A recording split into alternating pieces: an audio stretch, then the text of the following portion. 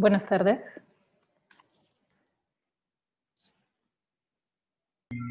Doctora, buenas tardes. Vamos a iniciar la clase del día de hoy. Voy a compartir mi pantalla.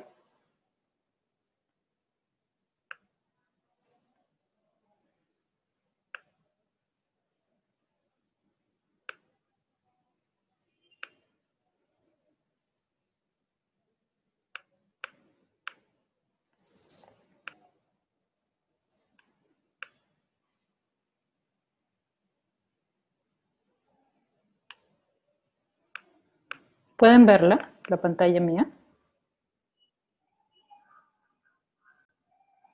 Todavía no, doctora.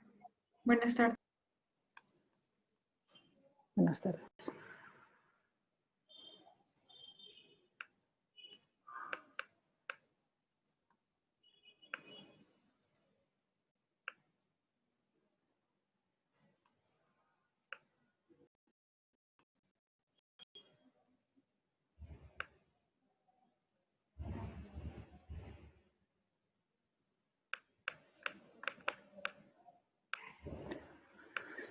No sé por qué no me permite compartir video.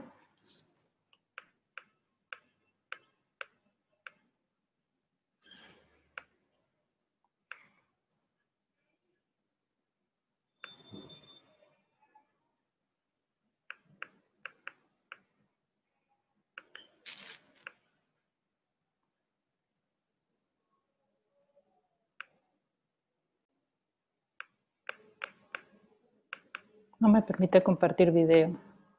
No sé.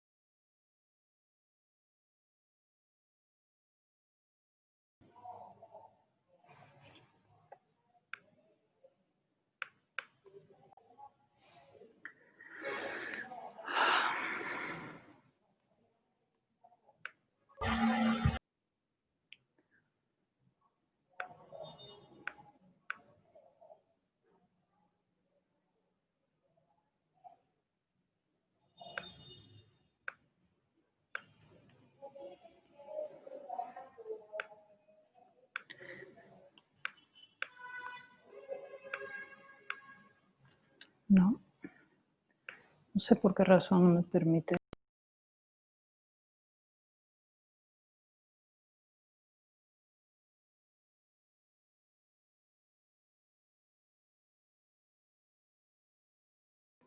Doctora, doctora, si no puede compartir el archivo, podría proyectar su pantalla.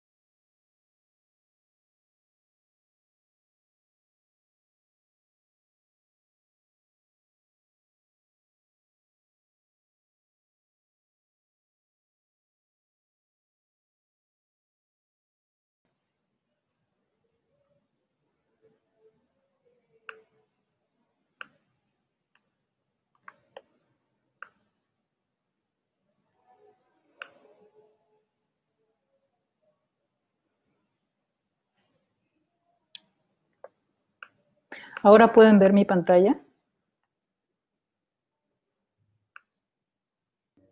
No se logra ver, doctora. La vemos a usted, doctora. Caramba. Ya, miren, perdón.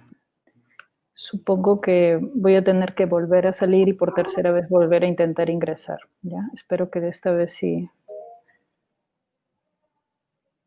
dé resultado.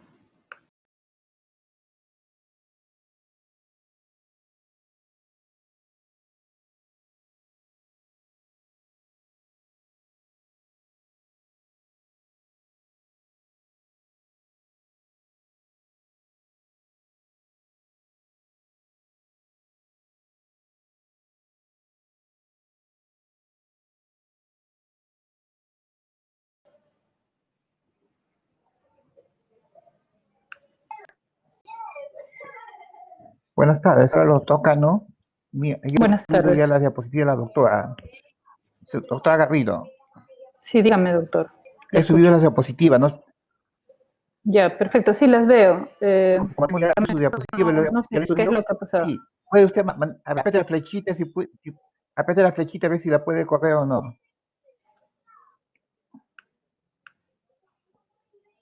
Sí, Ya, muy bien, doctora, ya, entonces ya ya, continúe perfecto. nomás, usted Doctor, ya una ha última puesto sus cosita. diapositivas. ¿Le puedo pedir, por favor? Tengo acá el icono prendido. No estoy del todo segura si está grabando porque le di clic y no me aparece si está Sí, en está la grabando, grabación doctora. o no. Ya, perfecto. Bueno, les agradezco la paciencia. Disculpen este impasse. El, el, Doctora, apague su cámara para que no le quite. de acuerdo. Doctora, apague su cámara para que no le quite potencia a la exposición. Muy bien, ahora sí, Muy doctora. bien. De acuerdo, les agradezco a todos. Gracias, doctor. El tema a tratar es respecto al diagnóstico, clasificación y tratamiento de la diabetes. Este es un tema que considero fundamental, ¿no? En cuanto a nuestra preparación dentro del campo de la endocrinología. La diabetes es sin duda una de las enfermedades más prevalentes en nuestro medio y como tal merece pues toda nuestra atención, ¿no? Estos son los puntos que vamos a tratar en la clase de hoy, el diagnóstico y clasificación con sus diferentes temas, una breve introducción, la definición, los métodos diagnósticos, la clasificación prevalente ya desde hace varios años y que debemos de tomar en cuenta cuando enfrentamos al paciente diabético y finalmente el tratamiento farmacológico de diabetes, aunque no solamente farmacológico, con generalidades, los tipos de fármacos y el esquema de tratamiento individualizado que es propuesto ya desde hace 2 años. Este año ha sido plenamente aprobado. Hasta el año pasado era solamente la Asociación Americana de Diabetes quien lo proponía, pero en este año ya la Asociación Europea para el Estudio de la Diabetes y la Asociación Americana de Endocrinólogos Clínicos también la ha aceptado. En cuanto a la diabetes, sabemos que es un desorden metabólico en el cual el punto central es la hiperglicemia, pero sin duda puede, y de hecho es claramente heterogéneo en su presentación y en su progresión, ¿no? Dependiendo del curso clínico y de la adherencia al tratamiento que tengan los pacientes. La clasificación es importante porque va a determinar la terapia con la que vamos a enfrentar al paciente. En concreto, la diabetes podría calificarse como un defecto que consiste en la insulinoresistencia y en la disfunción de la célula beta, pero está agravado por un fenómeno intracelular que se denomina glucolipotoxicidad. ¿A quiénes vamos a hacer el despistaje de diabetes? A todos los adultos desde los 45 años, no importando su peso, a todos los adultos aún menores de 45 años que tengan sobrepeso y, según la historia familiar, en los sospechosos de síndromes monogénicos. La diabetes es una enfermedad tremendamente impactante sobre la salud y sobre la economía de los diferentes países, ¿no? Y el Perú no es la excepción, ¿no? En nuestro país, desgraciadamente, la diabetes es la sexta causa de ceguera. Estos son, ya ven ustedes, reportes relativamente recientes al respecto de la frecuencia de casos en los diferentes aspectos en los cuales agrede la diabetes la salud, ¿no? Es también la primera causa de enfermedad renal crónica que requiere soporte dialítico. Es la primera causa de microalbuminuria, es la primera causa en nuestro país de amputaciones no traumáticas. La tercera parte de los infartos en nuestro país ocurren en pacientes diabéticos y es también la tercera causa de accidentes cerebrovasculares, ¿no? Tanto isquémicos, predominantemente isquémicos, como hemorrágicos. Lógicamente en hemorrágicos prevalece la hipertensión por sobre la diabetes, ¿no? Como causa. En cuanto a la prevalencia de diabetes, se ha realizado el año 2015 un estudio en diferentes lugares, tanto urbanos como suburbanos de nuestro país, y lo que se observó es que la prevalencia en la costa es altamente mayor que la presencia de diabetes en sierra y selva. Y esto, lógicamente, si se relaciona con la presencia de una dieta occidentalizada, es claramente esperado, ¿no? Ya ven ustedes que el porcentaje nacional a tener en cuenta es de 7%. Cuando hablamos de criterios diagnósticos de diabetes, tenemos que tener los 4 clásicas de diagnóstico, ¿no? En los cuales el más usual, el que todo el mundo reconoce y cualquiera puede identificar, es aquel en el que tenemos síntomas de diabetes, los síntomas cardinales, las famosas PPP, ¿no? Donde tenemos la poliuria, la polidipsia, la polifagia y también la pérdida de peso, ¿no? Asociados a una glucosa, a una concentración de glucosa plasmática al azar mayor o igual de 200 miligramos de decilitro. En contraposición a este cuadro clínico, que es claramente significativo y que no requiere ninguna repetición de exámenes, está el diagnóstico utilizando la glucosa plasmática en ayunas mayor o igual de 126 miligramos por decilitro, ¿no? En la cual, mejor dicho, se considera en ayunas siempre que sea por lo menos 8 horas de ayuno, ¿no? El tercer método de diagnóstico es el uso del test de tolerancia a la glucosa, en el cual la glucosa a las 2 horas post-carga se encuentre mayor o igual de 200 miligramos por decilitro. Siempre que este test de tolerancia sea realizado según los criterios de OMS, con 75 gramos de glucosa anhidra. Cuando utilizamos este método para poblaciones infantiles, utilizamos 1.25 miligramos por kilo de peso ideal, ¿no? Y finalmente, la cuarta forma de llegar a diagnóstico es la hemoglobina glicosilada que sea mayor o igual de 6.5. Y bueno, lo que se sabe es a raíz de estos criterios es que, a no ser que fuera el punto 1, todos estos tienen que ser repetidos una segunda vez, ¿no? El test de tolerancia, por su poca reproductibilidad, no se sugiere como método de diagnóstico para uso rutinario, ¿no? Pero eso no significa que no sea correcto utilizarlo, ¿no? Lo que pasa es que el test de tolerancia es un test que es un poco engorroso, ¿no? Porque se requiere que el paciente esté 2 horas allí, porque tiene que tolerar la concentración de dulce extrema a la que se le somete, ¿no? Sin vomitarlo, ¿no? Entonces, digamos que es el más difícil, digamos, de llevar a cabo, pero no quiere decir que su validez sea puesta en tela de juicio. Y obviamente la hemoglobina glicosilada no es en cualquier método, ¿no? Tiene que, si ustedes lo van a utilizar como método de diagnóstico, deberían de tener la certeza que es un método certificado, ¿no? Que normalmente la cromatografía líquida de alta presión es el método recomendado para la medición de esta hemoglobina glicosilada. En verdad, ya hace un tiempo que esto un poco que ya se toma como algo claramente establecido. Cuando recién salieron estas recomendaciones, vean ustedes el año 2009, decíamos, pero bueno, quién sabe si se pudiera utilizar, porque recién en la década de los 90, del siglo pasado, que ya y basado en su estabilidad, en la estabilidad metabólica de la glicosilación proteica, es que la glicosilada fue aprobada y, bueno, mereció ser considerada como un método de diagnóstico. Evidentemente hay peros, ¿no?, para su uso, especialmente cuando estamos enfrentando a poblaciones en las que puede haber una alteración de la medición de la glucosa, ¿no? Por ejemplo, durante la gestación, en la que se sabe que hay hemodilución, ¿no?, que hay una anemia fisiológica, y entonces, pues obviamente vamos a tener dificultades en poder interpretar, y finalmente en la gestación, pues lógicamente es un proceso que se da tan rápidamente que no llega a traducir en realidad la glicosilada los verdaderos cambios que se han producido en sangre, ¿no? Y si esperamos a considerar el diagnóstico basado solo en la hemoglobina glicosilada, ya perdimos por lo menos 3 meses de acción con las gestantes, ¿no?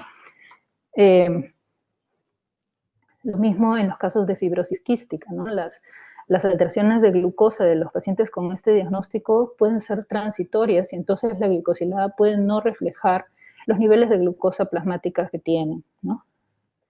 Y evidentemente está la situación intermedia, en la que no se considera todavía el diagnóstico de diabetes, pero claramente no están los individuos en rangos de normalidad para hemoglobina glicosilada, ¿no?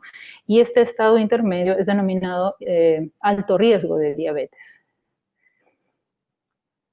Ya habíamos comentado al respecto del screening para detección de diabetes, que se hace basado inicialmente en el peso, primero en la edad, no obviamente si es que es mayor de 45, no importa el peso, pero si es menor de 45 y tiene sobrepeso, entonces sí, ¿no? Corresponde realizar el screening.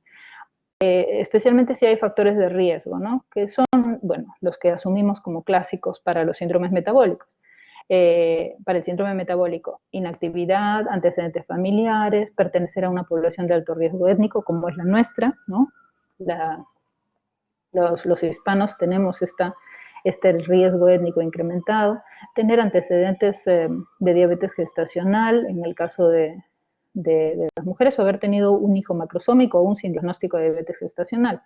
Fuésemos hipertensos, tengamos dislipidemia, antecedentes de poliquistosis ovárica con acantosis, con o sin acantosis nigricans, tener un test previo con valores intermedios, sea de glucosa en ayunas alterada o sea de intolerancia a la glucosa. Ojo, la glicosilada mayor o igual de 5.7 y menor, por supuesto, de 6.5, nos obliga a hacer el estudio diagnóstico de diabetes. El antecedente de una enfermedad vascular, lo mismo. Y cada cuánto debemos repetir, necesariamente cada 3 años, pero puede ser menos si es que surgen estos factores de riesgo. En niños es algo similar. Si se encuentran los niños en sobrepeso, y para los niños hay tablas de crecimiento, de desarrollo y crecimiento que son utilizadas para catalogarlos como portadores de sobrepeso. Cuando tenemos a los niños más del 85 percentil de peso para la talla, o el peso para la talla excede al 120% del peso ideal, o tenemos un índice de masa corporal en el que estemos más allá del 85 percentil para la edad y el sexo.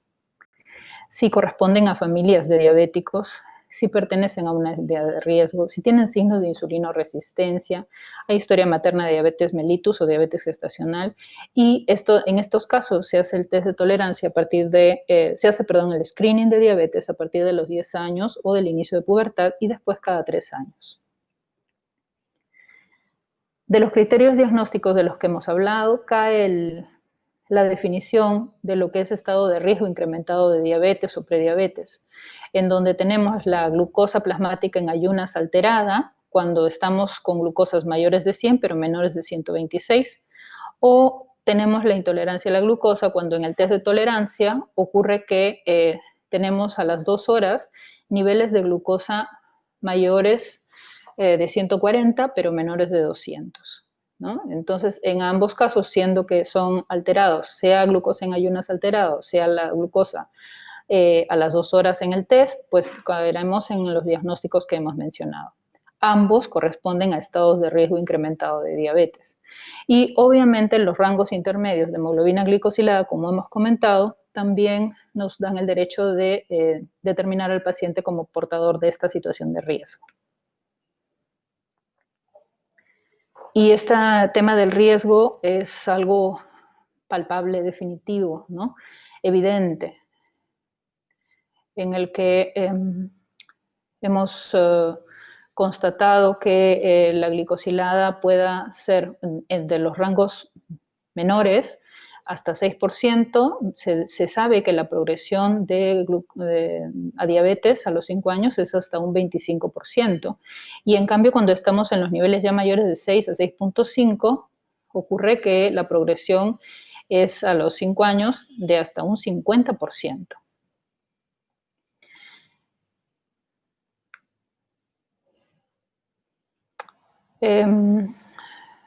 Una consulta. Estará, doctor Cano, ¿se encuentra entre la audiencia?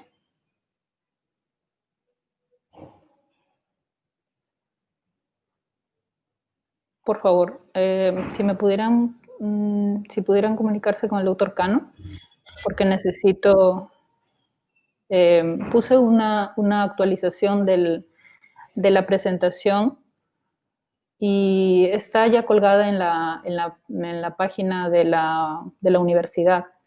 como recurso, ¿no? Esto, puse unos cuantos slides nuevos y por eso quería ver si era posible que me permitieran brindar esa presentación. Pensé que se trataba de esa.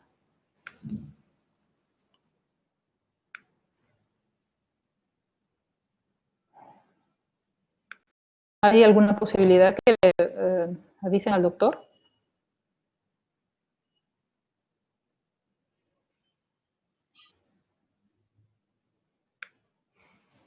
Ay, qué bueno, gracias, Jesús.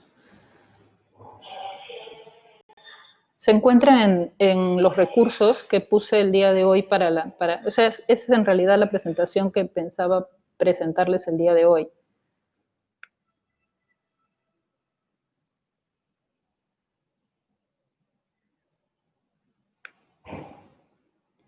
Bueno, entre tanto voy a seguir avanzando, pero espero ojalá que pueda apoyarme en ese sentido, ¿sí?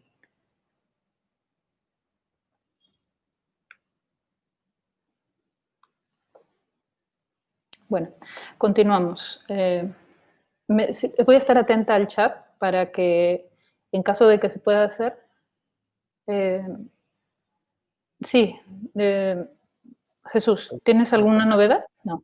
¿Qué tal? Sí, Lo que puede hacer es hacerme como presentador y yo colgar las ajá, PPTs actuales, la que acaba de colgar, si gusta. allá. Mira, yo estoy aquí como moderadora, pero no sé cómo ponerte a ti de presentador. En participantes, bueno, ahorita estoy levantando la mano, debo aparecer primero y va a haber Sí, un círculo con 3 puntos. Le da ya, clic bueno, ahí. espérate. A ver, levanta la mano nuevamente. Ajá.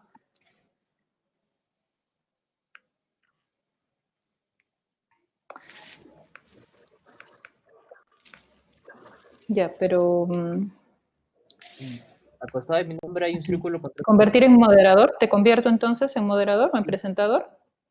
Cualquiera en realidad. Ya, a ver, estás ahora de presentador.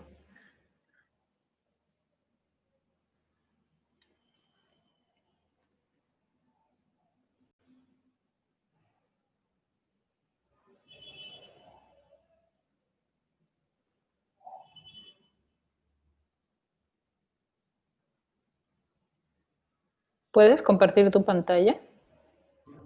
Sí, doctora, está cargando. Un momento, por favor. Perfecto.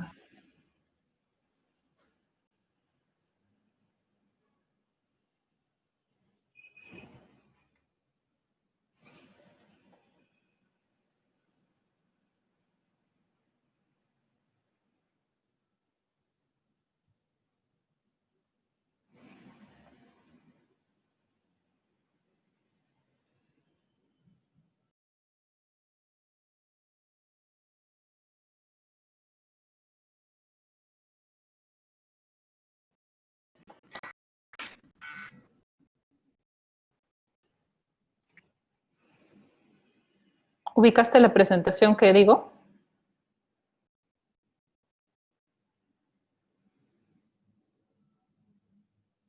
Oh, de acuerdo, de acuerdo. Ya, perfecto, gracias. Creo que entonces sí puedo movilizar. Perfecto. Gracias, Jorge. Bueno, entonces, tener esto en cuenta, ¿no? De que basta que hagamos el dosaje en un paciente X de hemoglobina glicosilada y vamos a poder, con cierto grado de certeza, la posibilidad de que este paciente progrese a diabetes, ¿no? Y obviamente también quiere decir que lo pondremos sobre aviso y actuaremos en consecuencia, ¿no? Al respecto de la clasificación, tenemos estos 4 tipos determinados para clasificar la diabetes. Todavía hay cosas que se quedan un poco en el tapete al respecto de la clasificación, porque por ejemplo acá no se constata lo que se denomina como hiperglicemia de estrés, ¿no? Que es esa glucosa alterada que podemos encontrar en los pacientes que ingresan por emergencia, ¿no? Que pueden llegar con niveles bastante elevados y que no necesariamente después van a tener los criterios necesarios como para calificarlos de diabetes. O sea, ya saben ustedes, toda clasificación es perfectible y esta, aunque ha mejorado, todavía no comprende a todas las alteraciones de la glucosa, ¿no? Dentro de los 4 estadios tenemos la diabetes tipo 1, la diabetes tipo 2, la diabetes gestacional y otras enfermedades asociadas a diabetes. Dentro de estas otras enfermedades asociadas a diabetes, hay estos varios tipos en los cuales vamos a encontrar diabetes también. Ojo que este 2 es para hablar de la clasificación, no es que estamos hablando de la diabetes mellitus tipo 2, Entonces estábamos diciendo, este corresponde a otros tipos específicos, ¿no? De diabetes. Y en los tipos específicos están aquellos monogénicos, que pueden ser tanto los MODY como los de diabetes neonatal. ¿Qué los diferencia unos de otros? El tiempo de presentación. Diabetes neonatal se considera los primeros 6 meses y de ahí en adelante son diabéticos MODY. Por supuesto, también el factor que esté alterado va a determinar uno u otro, pero así a priori uno enfrenta a un paciente y dependiendo de la edad, uno puede asumir que si se trata de un trastorno monogénico corresponde a una u otra forma, ¿no? de diabetes monogénica. Las diabetes relacionadas a enfermedades de páncreas exocrino, aquellas relacionadas con fármacos, las endocrinopatías que van asociadas a diabetes, los efectos genéticos en la acción de la insulina, las infecciones que frecuentemente son intrauterinas y que van a generar un mayor riesgo de enfermedad de diabetes también asociada. Obviamente estas se comportan como si fuera una diabetes tipo 1 o pueden ser una diabetes neonatal o pueden originarnos a pensar de que fuese una diabetes MODY, ¿no? Aquí el cuadro clínico y el antecedente, el estudio genético son los que van a ayudarnos a discriminar cuál y cuál está, ¿no? Presente. Las formas poco comunes de diabetes inmunomediadas y otros síndromes genéticos algunas veces asociados a diabetes. Y entonces hablamos de diabetes tipo 1 y podemos encontrar 2 tipos de diabetes tipo 1 además. Está la inmunomediada, que es la clásica, y está la diabetes mellitus tipo 1 idiopática. Y cuando hablamos de la inmunomediada es la que todos conocemos, ¿no? La más frecuente de las tipo 1. Digamos, engloba aproximadamente entre el 5 hasta 10% de la población de diabéticos en general. Antes se les denominaba insulino dependiente o tipo 1 en romanos.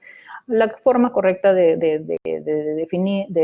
describirlos es el tipo 1 en arábigo. También se le decía diabetes de inicio juvenil, pero lo cierto es que se trata de una destrucción autoinmune mediada por células, en la cual la alteración está dirigida a las células beta productoras de insulina. Como es obvio, no se produce péptido C, que es el péptido que va ligado a la insulina en la prohormona, ¿no? Y entonces, cuando se escinde la molécula de preinsulina, pues entonces vamos a tener, perdón, de proinsulina, porque realmente es pre-pro, después pasa a proinsulina y finalmente se transforma en insulina, da lugar a una secreción equimolar de péptido C, y entonces obviamente como no va a haber secreción de insulina, pues vamos a tener, como todos saben, un péptido C disminuido. Los autoanticuerpos van a estar presentes claramente en el momento de diagnóstico. Y todas las cetoacidosis son diabetes tipo 1, así que no todos los diabéticos tipo 1 debutan en cetoacidosis. Apenas 33% de los tipo 1 debutan en cetoacidosis. Tienen sí una fuerte asociación con el HLA, ¿no? Y a pesar de que nuestra idea de los tipo 1 son diabéticos muy, muy jóvenes, en verdad este tipo de diagnóstico se puede dar hasta tardíamente en la vida, ¿no? Existe todavía el debate sobre si LADA pueden ser considerados tipo 1, ¿no? De hecho, cuando ustedes buscan LADA, les va a dar tipo 1 y medio les llaman, ¿no? Porque se sabe que hay un origen autoinmune en esta diabetes, pero este daño autoinmune se da en un tiempo bastante prolongado y entonces hay un tiempo variable que generalmente es mayor de 1 año para el cual el diabético de tipo LADA va a llegar a requerir insulina para vivir. La progresión de la diabetes tipo 1 radica en la cantidad de células beta que sean dañadas, ¿no? Al inicio de la vida, pues se sabe que solamente hay la predisposición genética y se supone que en algún momento ocurre un precipitante ambiental que va a desencadenar la presencia de autoinmunidad, ¿no? En donde ya hay un deterioro del número de células beta presentes, pero todavía no se da la situación en la cual la cantidad de insulina formada sea insuficiente para mantener niveles de glucosa fuera de los rangos, ¿no? Cuando ya la liberación de insulina va mermando, pues entonces sí tenemos situaciones de estado de riesgo de diabetes. Y finalmente, cuando la masa de células beta llega a un 10% menos, es que se presenta la diabetes tal cual, ¿no? Esto también puede relacionarse con los estadios de diabetes en la cual, pues al principio en el estadio 1 tenemos la autoinmunidad, pero hay normoglicemia y obviamente el paciente está presintomático.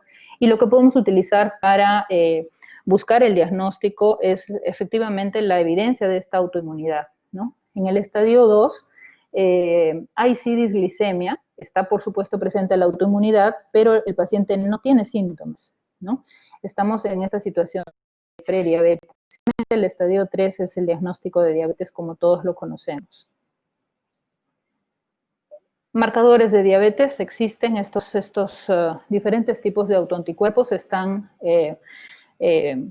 son prevalentes en la población de diabetes de tipo 1, pero hay que tener en cuenta que no son eternos, ¿no?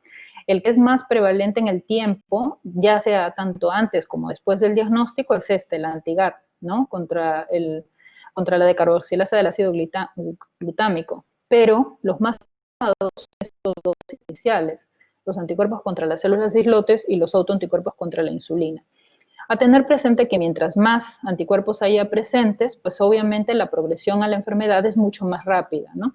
Si tenemos 2 anticuerpos, pues entonces será que en el término de 10 años, 70% de los sujetos que tengan estos 2 anticuerpos harán diabetes de tipo 1. Y 84% de ellos harán diabetes tras 15 años de detectados, ¿no? Ya ven ustedes que la progresión en realidad puede variar respecto al número de anticuerpos, a la cantidad de anticuerpos en cuanto a concentración de cada uno de estos anticuerpos, ¿no? Y el antecedente familiar que tengamos, ¿no?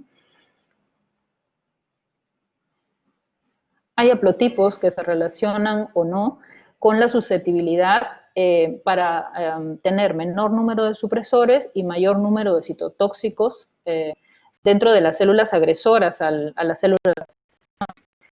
Lo que se sabe es que cuanto más la presencia de haplotipos de riesgo tengamos, o sea, el haplotipo de riesgo se considera a esta presentación del HLA de tipo 2, ¿no? Sea DQB0302 o sea DQB0201. Hay otros más, por supuesto, pero estos son los más prevalentes en las poblaciones afectadas por diabetes de tipo 1, que son las poblaciones arias, ¿no? Y se sabe que en este tipo de riesgo pues, van a tener linfocitos autorreactivos en menor grado de los supresores, ¿no? Y en mayor grado de los citotóxicos. Y en cambio los haplotipos protectores, que felizmente tenemos prevalente en la población peruana, pues van a evitar que se dé este tipo de agresión, ¿no? De autoagresión inmune. La diabetes tipo 1, como otras enfermedades autoinmunes, pueden venir en combo, ¿no? Pueden coexistir con otras enfermedades autoinmunes y se les denomina enfermedades poliglandulares, aquellas en donde vamos a tener la presencia de estas enfermedades autoinmunes agregadas, ¿no? Están la tipo 1 o APCD, está la tipo 2 y la tipo 3. La diabetes tipo 1 puede formar parte tanto del tipo 2, en donde está coexistiendo con la tiroides de Hashimoto y la enfermedad de Addison, o de la enfermedad poliglandular de tipo 3, donde coexiste con la enfermedad de Graves. Hay además otras áreas afectadas, otros bancos, ¿no? endocrinos, que pueden formar parte también de estas enfermedades poliglandulares. Existe dentro del grupo de tipo 1, habíamos dicho, la inmunomediada y también la idiopática. En la idiopática, lógicamente, no hay autoinmunidad de por medio, pero sí hay grados variables de insulinopenia, tan severos que puede llegar a cetoacidosis. Ahora bien, esta severidad de la insulinopenia es oscilante. Es decir, hay tiempos en los cuales el paciente puede llegar a tener cetoacidosis y asimismo hay tiempos en los cuales incluso puede llegar a necesitar muy poquito o nada de insulina. Se ha visto en poblaciones de africanos y asiáticos y el requerimiento, ya ven ustedes, es variable, ¿no? En cuanto a la diabetes de tipo 2, antes yo mostraba un slide en donde iba de la insulinosensibilidad hacia una insulinoresistencia y del hiperinsulinismo hacia una insulinopenia relativa. Y eso es cierto, o sea, siguen existiendo estos mismos factores, ¿no? La insulinoresistencia caracterizada por una formación de glucosa incrementada y por una menor captación de glucosa a nivel muscular y graso, ¿no? Y además sigue habiendo la disminución de la secreción de insulina, pero ahora se consideran que hay otros factores, ¿no?, que forman parte del famoso octeto ominoso que últimamente se está mencionando, que también contribuyen a la situación de hiperglicemia. Por ejemplo, la disminución del efecto de incretinas, que hace que se produzca un poco menos de insulina y un poco más de glucagón cuando comemos, lo cual favorece la hiperglicemia postprandial. La incrementada lipólisis, un incremento en la absorción de glucosa a nivel renal, y la insulina, no solamente hay el trastorno de secreción de insulina, sino también un aumento en la secreción de glucagón, ¿no? Y una disfunción a nivel de neurotransmisores que va a favorecer la ingesta, ¿no? Entonces, todas estas áreas van a estar inmersas como efectos patogénicos en la producción de diabetes tipo 2. La diabetes tipo 2 engloba a la gran mayoría de pacientes que manejamos, ¿no? Hay diferentes fenómenos, ya hemos visto, etiopatogénicos, no hay destrucción autoinmune, y tiene que ser descartados otros tipos específicos de diabetes como los que ya hemos mencionado. Generalmente se trata de pacientes obesos o obesos centrales, y el hecho de que tengan insulina secretante no los protege de producirse, de presentar un fenómeno de cetoacidosis, ¿no? Que la cetoacidosis en realidad aparece cuando la capacidad de producir insulina merma, ¿no?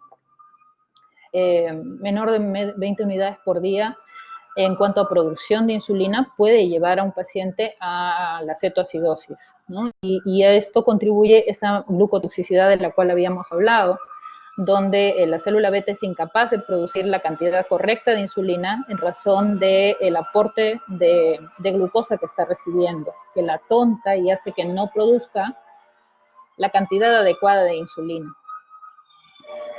Ya les digo que la concentración de insulina inmunoreactiva del paciente, de hecho, puede ser elevada, pero es insuficiente para normalizar la glucosa.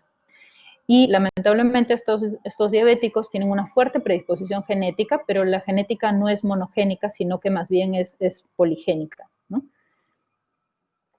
Cuando hablamos de la diabetes gestacional, mencionamos que se trata de cualquier grado de intolerancia a la glucosa que es reconocida por primera vez en el embarazo, pero no en el primer trimestre, sino en el segundo o tercero. Si ocurriese que diagnosticamos diabetes en el primer trimestre de la gestación, debemos asumir que es una diabetes pregestacional, claramente frecuente, la diabetes de tipo 2 como origen, ¿no?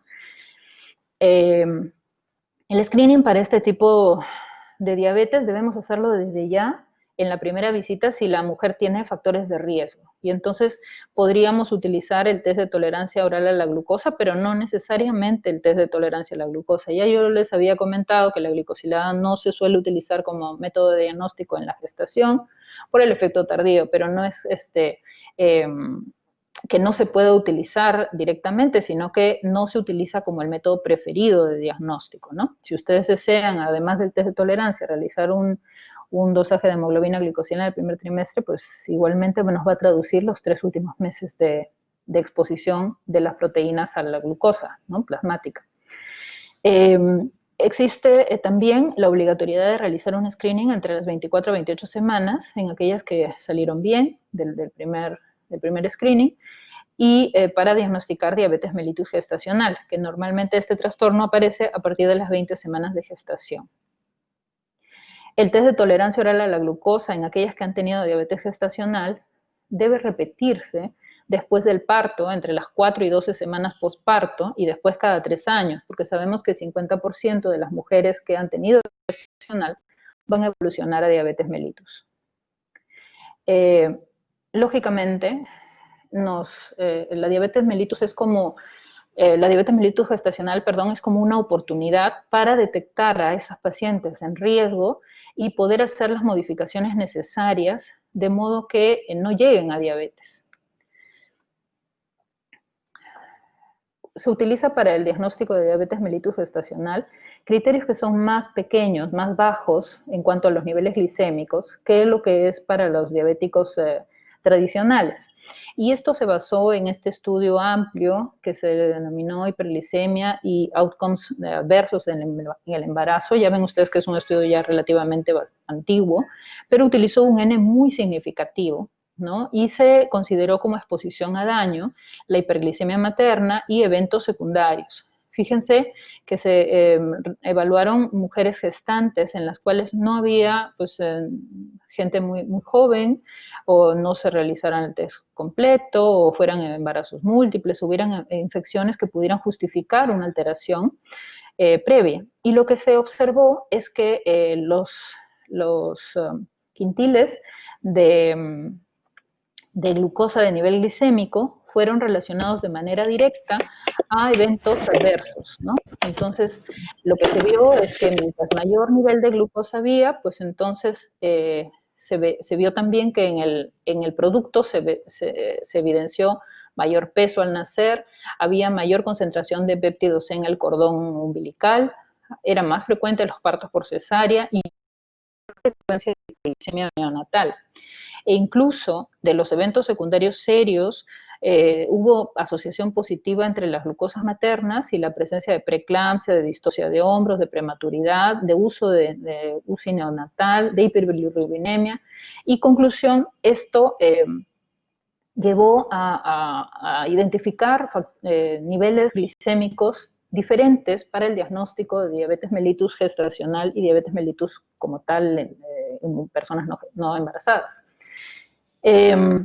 ¿Cómo se hace el diagnóstico de diabetes mellitus gestacional? Se puede utilizar desde ya el test de tolerancia sin necesidad de un screening previo cuando hay poblaciones de alto riesgo, como es nuestra población, ¿no? Ya les digo que en razón de nuestra etnia, pues nos comportamos como una población de alto riesgo. Y basta que uno de 3 valores caiga dentro de estos descritos para que nosotros tengamos pleno derecho de diagnosticar diabetes gestacional. Sea en ayunas 92, a la primera hora después del test de tolerancia de 75 gramos 180, o a la segunda hora 153. Hay también la forma reconocida como correcta, ¿no?, de 2 pasos. Igualmente que hay de un solo paso y es totalmente adecuado, pues también el método de 2 pasos. Y el método de 2 pasos consiste en que supuestamente son poblaciones sin riesgo, ¿no? Mujeres jóvenes, en edad, digamos, menores de 40 años, sin sobrepeso, en fin, raza no mestiza. Y entonces en ese grupo, pues podríamos hacer nosotros correctamente, entre las 24 y 28 semanas, hacer un test de 1 hora a la gestante 50 gramos nada más, no 75 como el test de tolerancia, sino solo 50 gramos, y a la primera hora verificar. Y si su glucosa está mayor de cualquiera de estos 3 niveles, pues entonces proceder recién a realizar un test de tolerancia con 100 gramos, en donde necesitamos 2 de 4 valores. ¿Qué son estos descritos, no? En verdad, luce mucho más apropiado utilizar ¿no? Pero no es que esta forma de diagnóstico sea inapropiada. Ya ven que dependiendo de quién lo describa, hay diferentes niveles de diagnóstico, pero parecería ser, creo que el más útil, el más práctico, porque utiliza menor cantidad y por lo tanto tiene mejor tolerancia, ¿no? Por las gestantes, menor número de gente que vomita cuando lo realizamos, y porque además es más rápido, ¿no?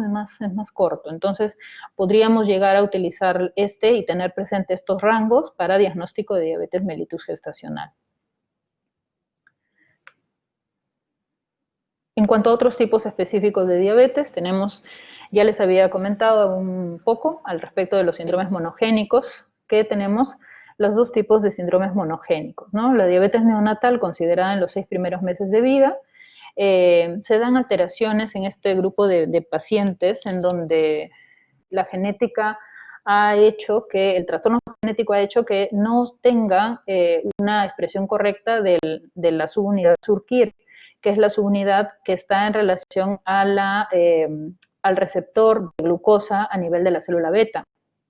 También puede estar afectado solo el tipo 1 de este receptor, puede ser incluso transitoria este tipo de alteración, y claro, si es el receptor de glucosa a nivel de la célula beta el que retarda la secreción de insulina, se entiende que podría haber posibilidad de uso de hipoglicemiantes orales como las sulfonilureas, ¿no? Que van a favorecer la secreción de insulina en respuesta a glucosa. No necesariamente uno debería de pensar en utilizar insulina en este grupo de pacientes, ¿no? Claro, aquí hay que entrar con mucha fineza, ¿no? En el manejo, en el tratamiento, porque evidentemente se trata de personas con muy poco peso, ¿no? En donde la concentración varía mucho, ¿no?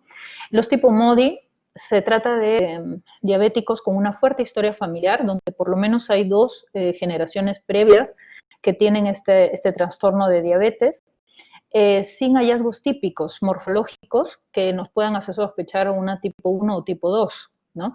Y sin embargo, es un patrón autosómico dominante, ¿no? Se dan generalmente con hiperglicemias leves y obviamente el trastorno es genético, por lo cual no hay autoinmunidad, ¿no?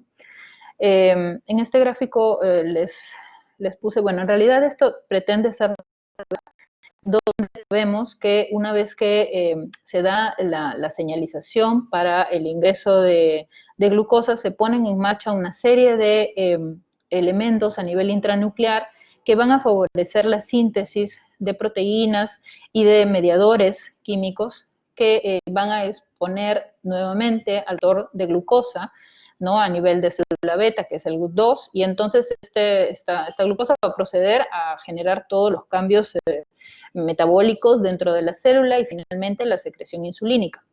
Pues es a este nivel intranuclear, generalmente, donde se da la alteración.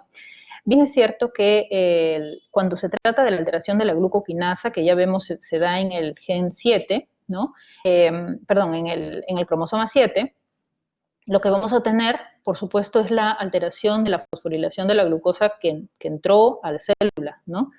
Y este tipo de diabetes de tipo MODY es, digamos, el más frecuente, pero es también el más leve, ¿no? Que generalmente no requiere tratamiento, porque lo único que va a estar afectado es la cantidad de glucosa que es necesaria para que se dé la secreción de insulina. Como se requiere mucha cantidad de glucosa, pues entonces suele ser que la glucosa en ayunas está elevada. Pero después el sujeto puede secretar insulina correctamente, de modo que la glucosa postprandial no va a estar afectada y por lo tanto la glicosilada suele no estar afectada, ¿no?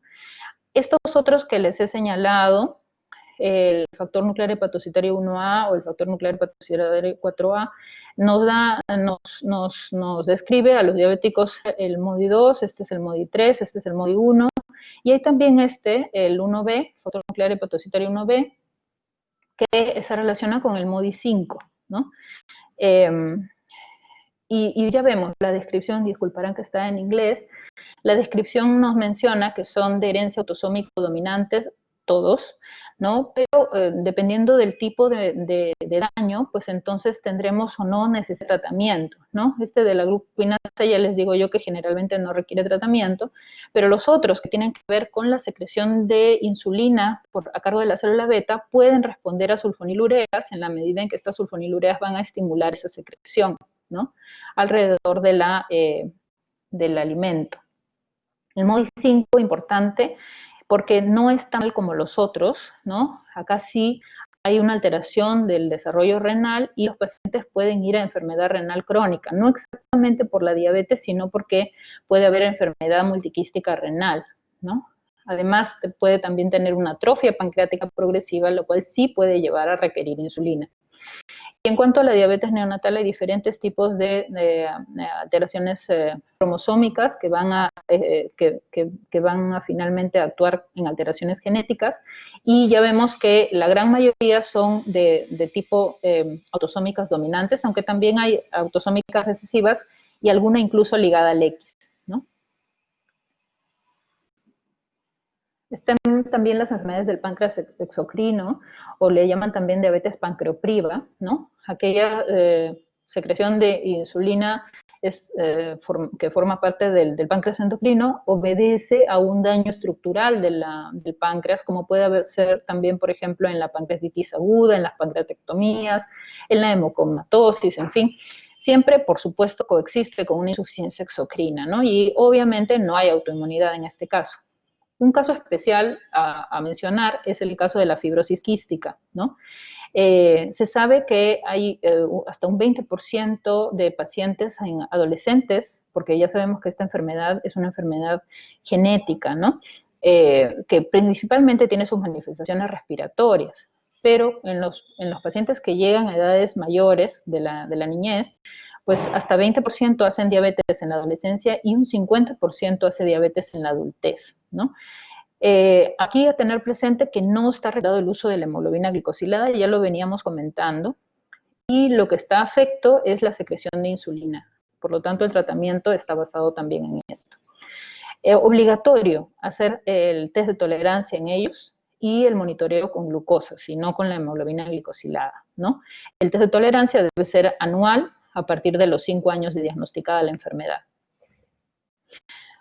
Hay también fármacos relacionados, como podemos ver en la práctica clínica. La más frecuente asociada es el uso de corticoides, que da una diabetes secundaria a corticoides, pero también puede haber diabetes por trastornos tiroideos, tanto hipotiroidismo, el uso de diazóxido, los agonistas beta, que son también bastante frecuentes, ¿no? Otros más, digamos, menos frecuentes son el uso de tiazidas que genere diabetes o el uso de interferón. También está descrita la diabetes post-trasplante o diabetes NODAT, ¿no? Por sus siglas en inglés, en donde lo que hay que considerar es que el paciente no tiene una infección y se encuentra además en un esquema estable de inmunosupresión, pero se realiza el test de tolerancia a la glucosa y obviamente confirmamos el diagnóstico, ¿no? En estos casos debe continuarse la inmunosupresión y el tratamiento de elección es la insulina, pero claro, en verdad en este caso hay que considerar que no todos los pacientes son iguales, ¿no? Y podríamos llegar a utilizar hipoglicemiantes orales si es que vemos que los niveles de glucosa elevados no están en un estadio severo, ¿no? En un grado severo. Endocrinopatías donde se elevan el número de contrarreguladores también pueden dar lugar a diabetes, ¿no? Obviamente si tenemos hormona de crecimiento elevada, glucocorticoides elevados, glucagón elevado, catecolaminas elevadas, si se disminuye la síntesis de insulina, si tenemos hormonas que compiten con la acción de insulina o si tenemos trastornos del metabolismo de glucosa, pues vamos a tener finalmente diabetes asociada, ¿no?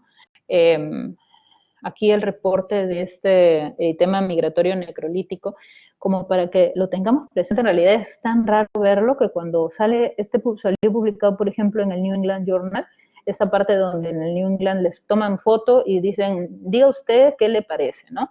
Y esto es un gonoma, a pesar de que podría parecernos una micosis, ¿no? Porque el área central se ve clara y el área periférica está enrojecida y va como creciendo o migrando, ¿no? Si tenemos una diabetes de reciente diagnóstico y esta presencia de rash como un eritema multiforme, pues entonces no perdamos de vista la posibilidad de dosar glucagón, como en este paciente que así se describía en la revista, y asociado a una masa pancreática, ¿no? Realizada la exéresis, se menciona que no hubo recurrencia a 5 años. En verdad es muy poco frecuente, sinceramente todavía no lo llego a ver, Estas son fotitos, ya ven ustedes, de literatura nada más. Defectos en el receptor de insulina, otro tipo de diabetes asociada a otros trastornos específicos. Estos son también genéticos, ¿no? De repente una forma diferente de diabetes lipotrófica la producen fármacos, ¿no? Como los inhibidores de proteasas del tratamiento del VIH, ¿no? Pero claro, también está la diabetes lipotrófica productora de un trastorno génico, ¿no? Sabemos que para que la insulina actúa sobre su receptor, que son dos subunidades, la alfa y la beta, que son dímeros, ¿no? Heterodímeros, y entonces una vez que la insulina se pega al receptor, da lugar a la secuencia de segundos mensajeros, que tiene acciones ya sea genéticas y mitógenas, como acciones sobre bombas, ¿no? Y que ocasionan los efectos metabólicos. Este tipo de secuenciación está alterada en los pacientes que tienen esta diabetes genética asociada a trastornos de receptor. Por ejemplo, en el síndrome de Mendenhall, lo que ocurre es una alteración a nivel de la fosforilación de la subunidad alfa, ¿no? Y en el caso del síndrome de Bernardinelli, lo que vamos a tener es una alteración en la fosforilación de la subunidad B. Y fíjense ustedes, este niño que se ve muy atrófico, ¿no? En las zonas, de hecho, parecería ser muy musculoso, ¿no? No hay grasa visible aparentemente. Y efectivamente lo que se ve es que falta tejido celular subcutáneo en estos niños. Y una gran acantosis, ¿no? Aquí también, gran acantosis nigricans, hiperglicemia con hiperinsulinemia, intolerancia a la glucosa muy severa. También hay otros trastornos asociados como la dentición anormal, ¿no? Trastornos en los cuales tenemos alteración de la secreción de glucocorticoides, como en la enfermedad de Cushing, donde vamos a tener una serie de trastornos metabólicos asociados. Una causa de diabetes asociada también es la presencia de infecciones intrauterinas por diferentes tipos de virus. A propósito, estamos viendo mucha cetoacidosis, ¿no?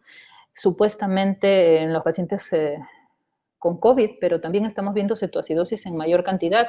Y la verdad es que a pesar de que se hacen los estudios y tenemos pruebas rápidas negativas, no estamos del todo seguros que esta cetoacidosis sin antecedentes de diabetes no esté relacionada con una manifestación pancreática de COVID, ¿no?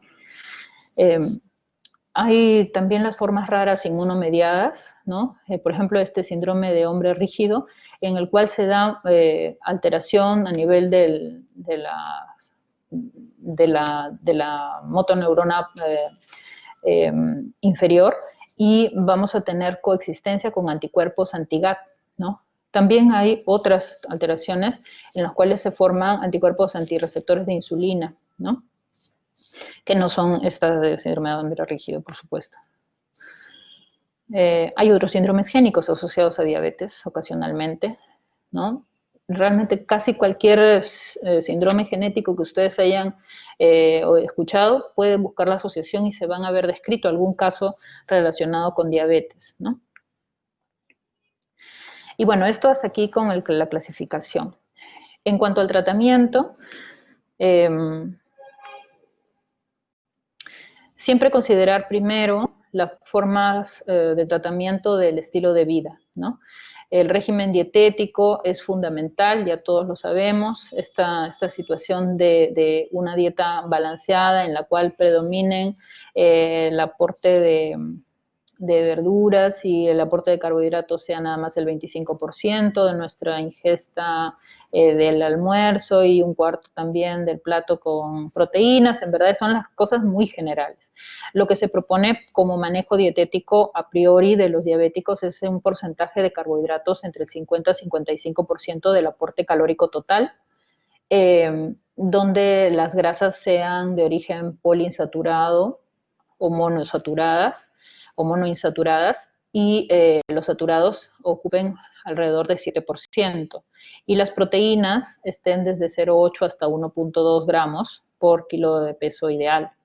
Estas son las recomendaciones de dieta que brindamos a los pacientes, pero por supuesto no van solas, ¿no? Además del del tema de dieta tiene que ver la actividad física, en donde la actividad física que se propone es por lo menos 150 minutos por semana.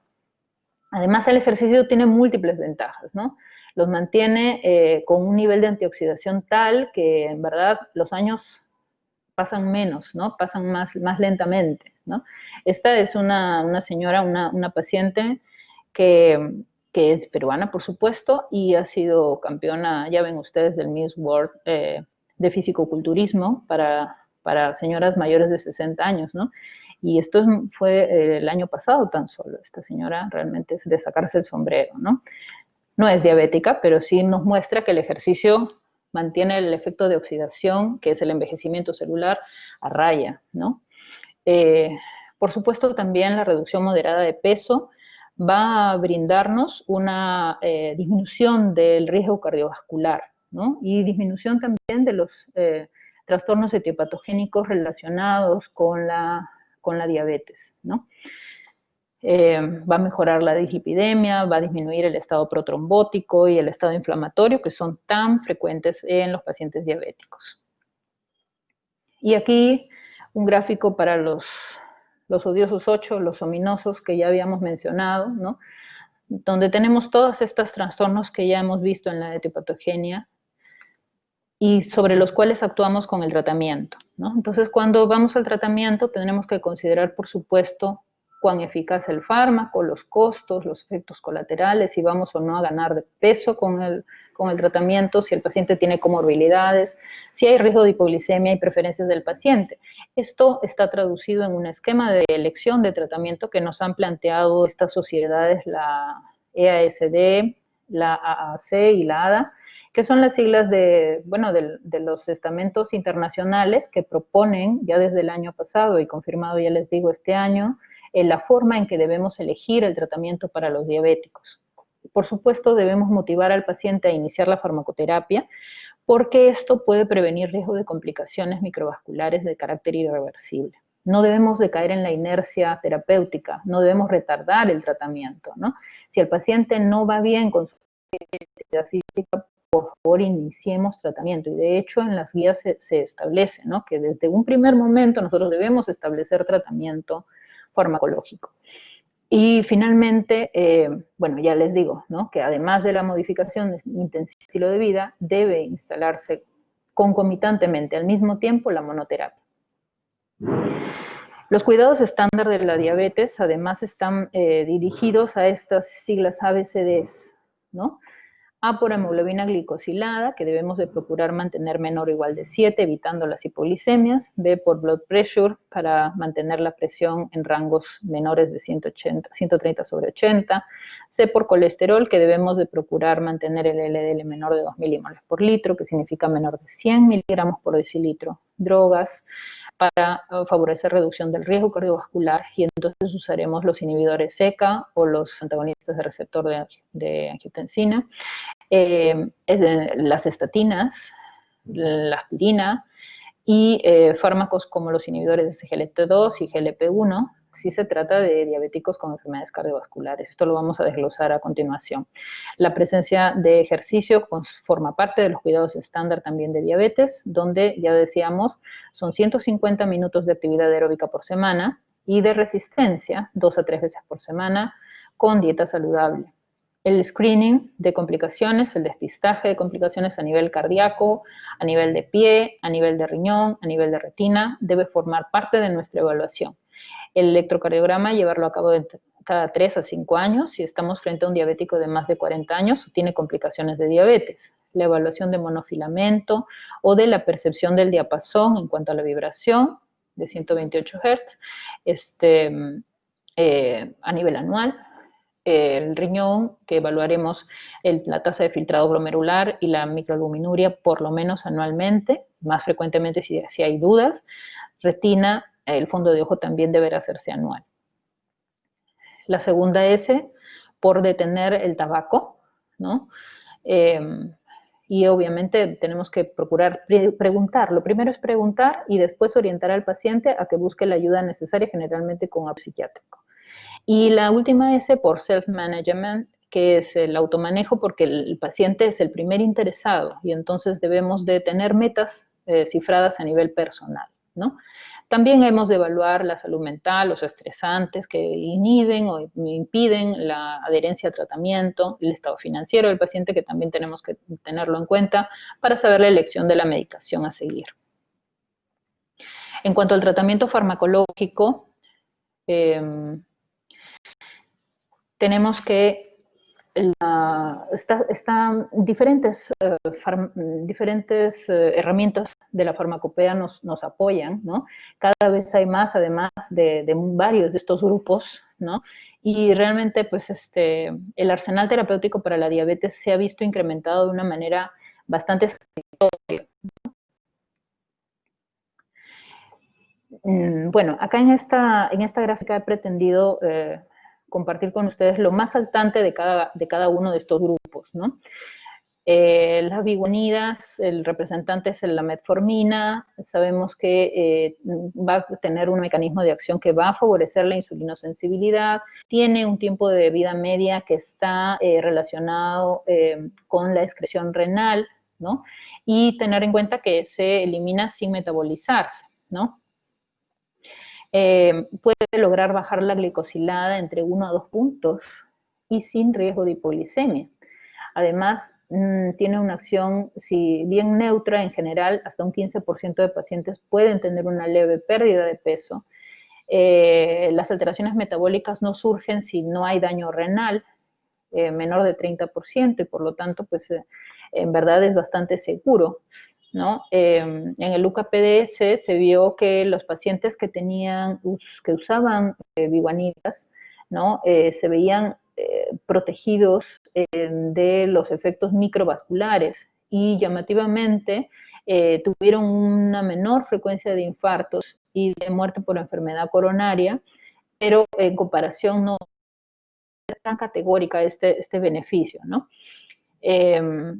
Los efectos adversos que tiene este fármaco es que en principio es favorecedor de déficit de vitamina B12, puede disminuir la absorción y claro, se debe detener según la función renal, no es que sea nefrotóxico, sino detener su uso cuando tenemos función renal venida menos. Y es como el primer momento, la primera elección en cuanto enfrentamos nosotros a un paciente diabético. Estos más vamos a desplayarnos cuando hablemos de cada uno de ellos. Esta planta tan bonita es la Galega officinalis, de donde se deriva la metformina, ¿no? Y como ya vemos, es la primera droga de elección del diagnóstico de diabetes. Actúa especialmente a nivel hepático, ¿no? Deriva del segundo mensajero, la proteína quinasa, y va a favorecer la síntesis de AMP cíclico. Al realizar esta acción intracelular, va a favorecer la captación hepática de glucosa y a la par va a inhibir la gluconeogénesis hepática.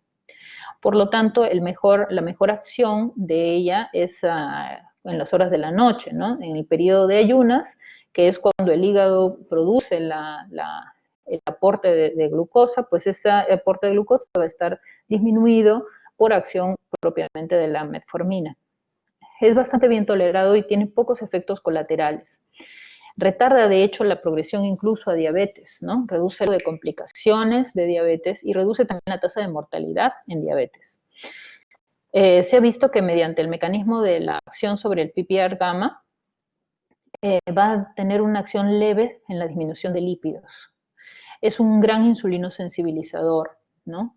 Y va a aumentar la cantidad de GLP-1, por lo que indirectamente va a reducir modestamente la ingesta. Otro modo en el cual también produce disminución de la ingesta la metformina es su acción a nivel central, a nivel cerebral, ¿no?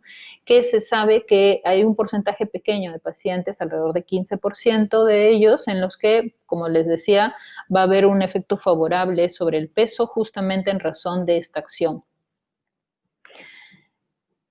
Tiene un tiempo de vida media de 5 horas y no se metaboliza, ¿no? Hay una gran distribución del fármaco y se elimina a nivel renal. Y lamentablemente está contraindicado cuando la masa de filtrado glomerular cae por menos de 30 mililitros por minuto por metro por área de superficie corporal, ¿no? También es un punto en contra el hecho de que cuando lo empezamos, no pocos pacientes comienzan a presentar diarreas o náuseas o dispepsia, ¿no?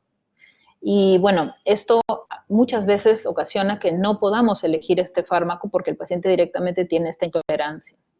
Raramente se ocasiona acidosis láctica, ¿no? Especialmente esto puede ocurrir cuando hay falla renal y permanecemos con la indicación de acidosis láctica, ¿no? Puede causar, ya les digo, déficit de vitamina B12, especialmente no tanto de ácido fólico, esto es casi anecdótico, y puede llegar a disminuir la glicosilada. Si bien es cierto, se describe hasta 2%, lo más frecuente es que nos disminuya alrededor de un punto de glicosilada.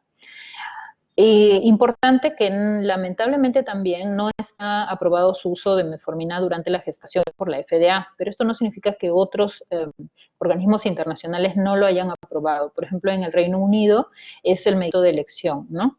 Durante la gestación. Las incretinas son otro grupo farmacológico para el tratamiento de la diabetes. Tener presente que el efecto incretina en realidad nos describe la mejor respuesta que ocurre en cuanto a la secreción de insulina cuando consumimos la glucosa vía oral. Frente a la glucosa endovenosa, se da una mucho mejor respuesta insulínica cuando la ingesta, así, o sea, cuando el acceso a la glucosa ha sido por vía oral. Y esto es porque estas incretinas son de origen intestinal, ¿no? Y la respuesta de secreción insulínica se brinda gracias al efecto de estas incretinas secretadas, ¿no? Y entonces 50-70% de la secreción insulínica normal en el estadio postprandial deriva de este efecto de incretina. Hay dos hormonas incretinas relacionadas al mantenimiento del control glicémico. Uno es el polipéptido insulinotrópico dependiente de glucosa y otro es el glucagon-like peptide o péptido símil a glucagon, ¿no? Tienen un tiempo de vida muy corta y son rápidamente hidrolizados por la dipeptidildipeptidasa 4, no es por el inhibidor, sino por la propia dipeptidildipeptidasa 4, que es la enzima, ¿no? Ya ven ustedes que se hidrolizan muy rápidamente. De hecho, los fármacos que van dirigidos contra la dipeptidildipeptidasa 4, son los fármacos inhibidores de dipeptidildipeptidasa 4, son los fármacos orales que podemos utilizar. En los diabéticos tipo 2 se sabe que normalmente este efecto incretina o es reducido o está ausente. Y entonces cuando damos este grupo de fármacos, favorecemos que esta alteración etiopatogénica venga venida a menos, ¿no?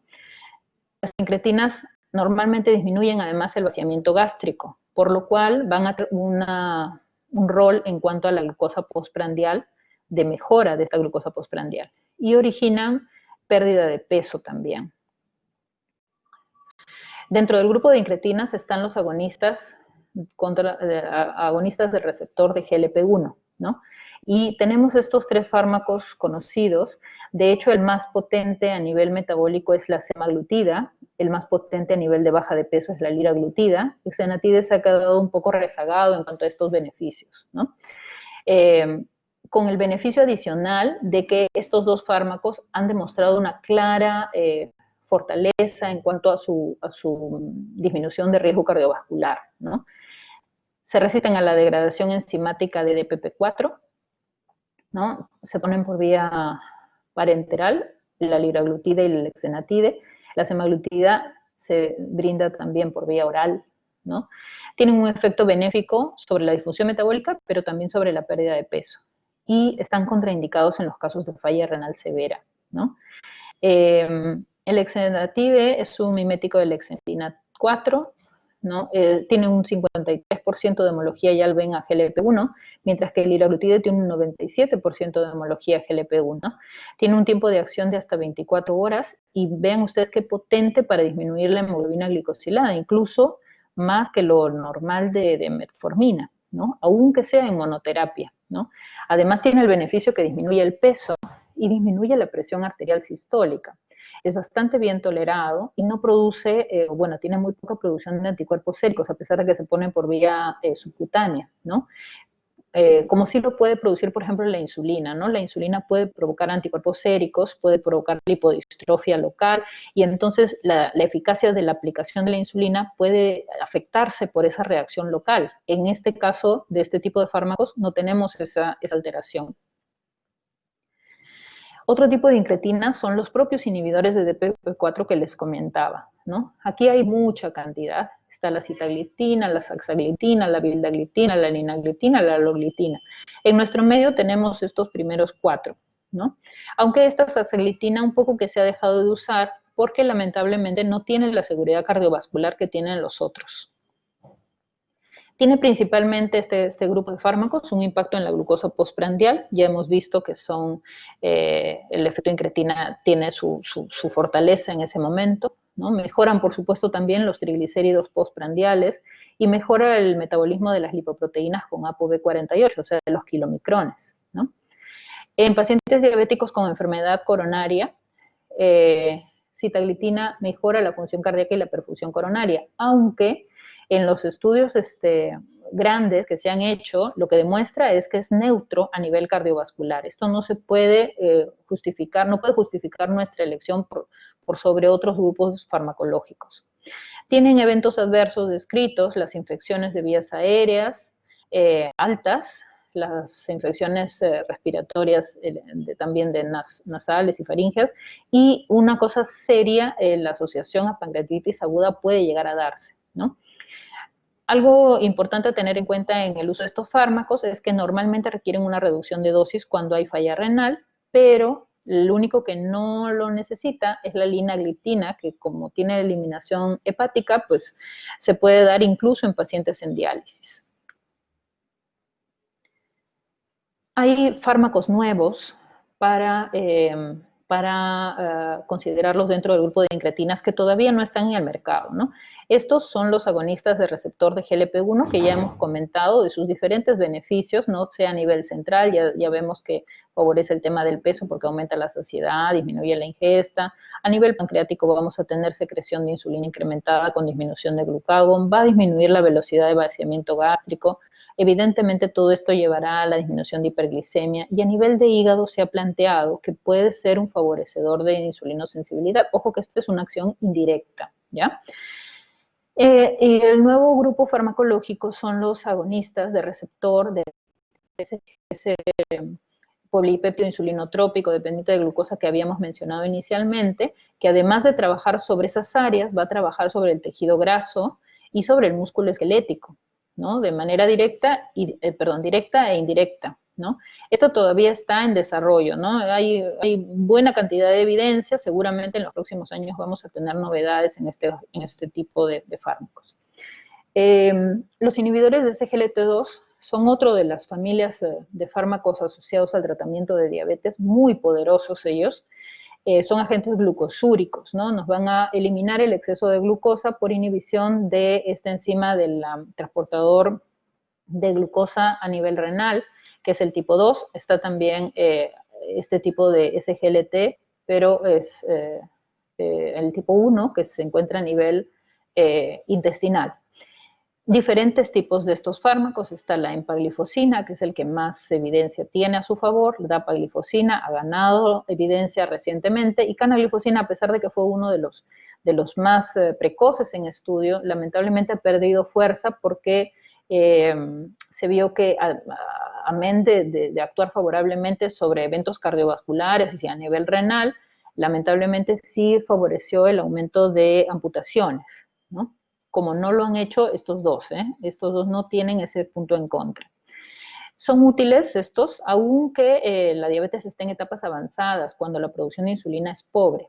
Generan una pérdida de peso y reducen la presión arterial. Y protegen sobre el desarrollo de insuficiencia cardíaca, aunque esté el gasto cardíaco, la reacción de eyección esté conservada, ¿no? Los eventos adversos, por su modo de tratamiento, por su modo de acción, ya les digo que generan glucosuria, entonces pueden ocasionar infecciones urinarias, micosis genital y algunos casos de cetoacidosis se han descrito, especialmente un grupo, bueno, se planteó, ¿no? Como realmente no tiene que ver con la insulina, con la secreción de insulina, pues se planteó su uso en diabéticos de tipo 1, ¿no? O incluso no solamente 1 clásico, sino LADA, para favorecer los niveles glicémicos correctos, y efectivamente lo logró, ¿no? Lo que pasa es que, claro, hubo un grupo de pacientes que, a pesar de que se sabían diabéticos tipo 1, se decidieron a quitar la insulina en razón de la normoglicemia que estaban logrando. Y sabemos que la insulina tiene un rol evitando la producción de cetoácidos. Entonces, si los diabéticos tipo 1 solo se dejan llevar por la glicemia y dejan de aplicar insulina, van a producir cetoacidosis normoglicémica. Esto no se debe permitir, y es así que los inhibidores de SGLT2 no están aprobados para uso en diabéticos tipo 1. Ya vemos que el efecto glucosúrico se traduce en beneficios a diferentes niveles, ¿no? La disminución de peso, la producción, el estímulo de la lipólisis y el estímulo de gluconeogénesis va a hacer que los depósitos de grasa a nivel de hígado disminuyan, con lo cual vamos a tener un efecto favorable sobre la enfermedad hepática no alcohólica, ¿no? Los famosos NASH. Además, esta misma glucosuria va a llevar a que haya una disminución del volumen circulante, ¿no? Va a haber una disminución de la producción de péptidos natriuréticos a nivel cardíaco, con lo cual la alteración morfológica que se va a producir en respuesta a estos péptidos, pues entonces se viene a menos, ¿no? Obviamente el corazón va a trabajar mejor frente a un menor volumen circulante, y por lo tanto la falla cardíaca o la insuficiencia cardíaca va a también disminuirse. La disminución de glucosa, o sea, la glucosuria va a favorecer que los niveles de glucosa séricos sean mejores. Disminuye también la hiperfiltración. Al disminuir la presión, el volumen circulante va a disminuir también la presión intraglomerular. Y finalmente se sabe que este grupo de fármacos van a trabajar favorablemente sobre la albuminuria, ¿no? Con lo cual vamos a tener una protección a nivel renal, ¿no? Que se da tanto por estos mecanismos como por mecanismos hemodinámicos, ¿no? Favoreciendo que la disminución de la presión arterial traiga consigo disminución de citoquinas agresivas contra el riñón. Llámese angiotensinogen, endotelina, factor de crecimiento tubular beta, en fin, tisular beta, perdón. Esto para la insulina es también otro de las armas terapéuticas con que contamos.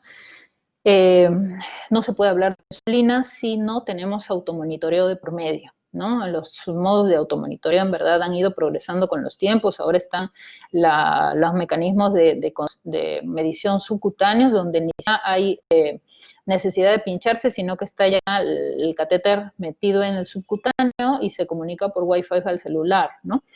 La insulina es una hormona que se utiliza desde el año 1922, cuando se descubrió que se podía utilizar insulina derivada de perros para salvar la vida de los pacientes diabéticos, ¿no?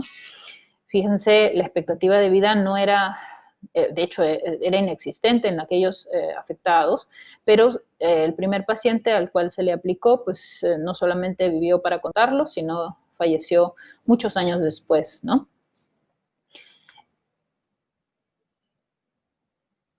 Fíjense este joven, ¿no?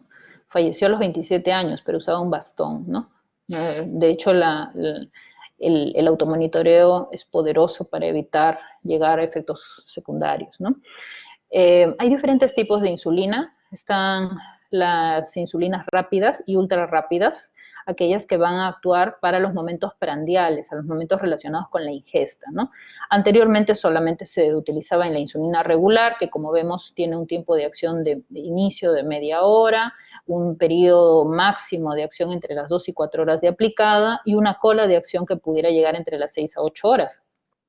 En contraposición a esto están las insulinas ultra rápidas, la Lispro, la más antigua, la Spart, la glicina, en donde ya vemos el inicio de acción es muy precoz, el pico se alcanza entre 30 minutos hasta hora y media, y la duración de acción es mucho más corta que lo que es la insulina regular, con lo cual se evitan las hipoglicemias tardías y se favorece que la secreción de insulina, o sea, la concentración mayor de insulina sea más similar a lo fisiológico. También están las insulinas de acción intermedia y prolongada, cuyo rol es asemejar a la concentración basal de insulina en nuestros pacientes. La clásica es la insulina humana o insulina NPH, y están los análogos en donde se han hecho modificaciones de diferentes aminoácidos que van a tener,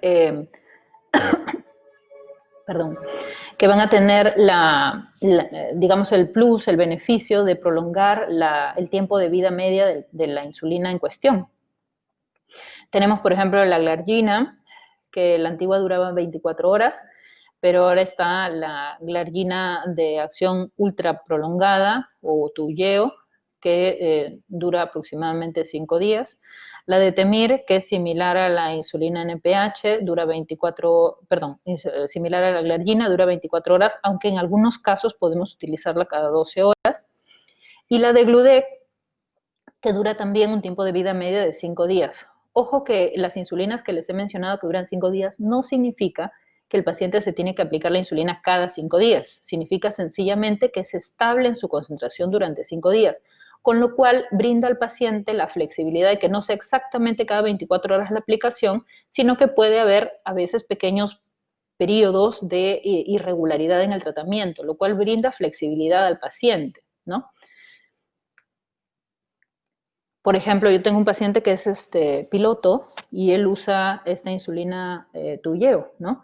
Entonces, a veces él llega a casa a las 2 de la mañana y a veces llega a casa a las 7 de la mañana y a veces llega a casa a las 11 de la noche. Entonces, en realidad, si se aplicara cada vez, o sea, cada 24 horas sería ideal, pero algunas veces se ve la necesidad de aplicarse cuando llega a casa. Esta pequeña variación de horas, si aplicase solamente glargina, pues le dejaría en ventana de tratamiento. No ocurre cuando utilizamos estas insulinas de acción ultra prolongada, ¿no?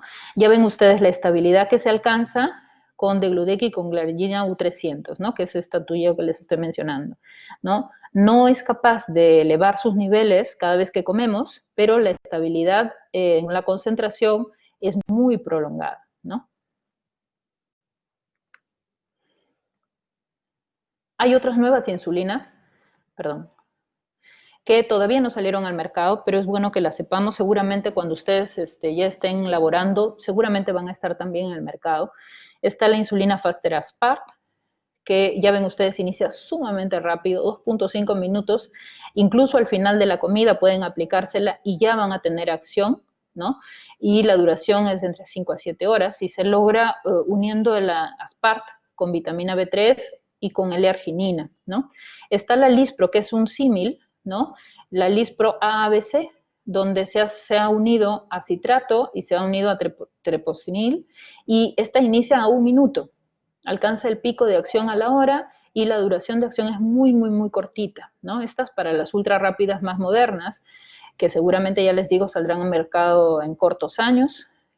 Hay una insulina de acción ultra prolongada, la insulina Icodec, que aquí más bien se agrega la insulina a un ácido graso, ¿no? Y esta unión a ácido graso hace que en albúmina se encuentre de manera muy estable, ¿no?